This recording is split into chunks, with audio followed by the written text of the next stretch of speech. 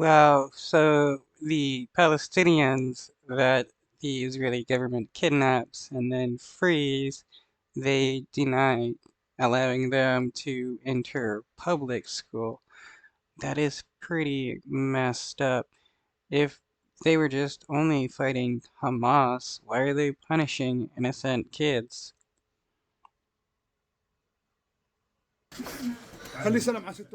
Adjusting to normal life after 4 months in a high security prison was not easy for 14-year-old Ahmed.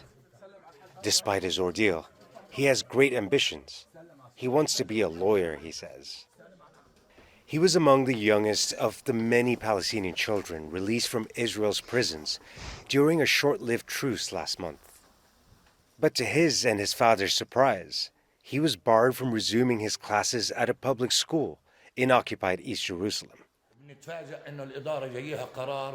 His father says the school claimed to be under instructions from the municipality and Israel's Ministry of Education not to readmit any pupil released from prison in the swap deal.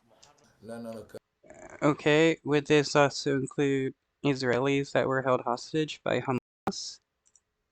He says actions like these erode any future prospects for all Palestinian children. He knows this all too well after being imprisoned for 6 years when he was younger. I raised this issue on social media because it affects everyone in the Jerusalemite community. We are a people under occupation. Our children are exposed to arrest at a rate of 70% today or much more. Most of our children are exposed to being jailed, and if they are barred from school, it is a disaster for our society. Despite a number of issues with the education system here in the occupied territories, education is and will remain a fundamental right for all children. Denying them that right would be a breach of international law. Yeah, is the international community actually going to stop the Israeli government from uh, breaking all these international laws break in the face of the international community? It is crazy. Mohammed Dahle is a member of Israel's Bar of Attorneys. He says this decision is also in violation of Israel's own laws. Does that really serve the interests of anybody to have kids on the streets, minors at the age of or teenagers, out of the school system? Will that give more security to Israel than having them in educational system? Ahmed says he hopes to join his classmates again soon.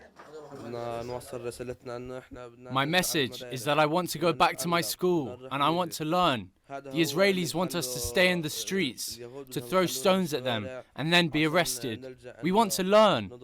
There's been no official.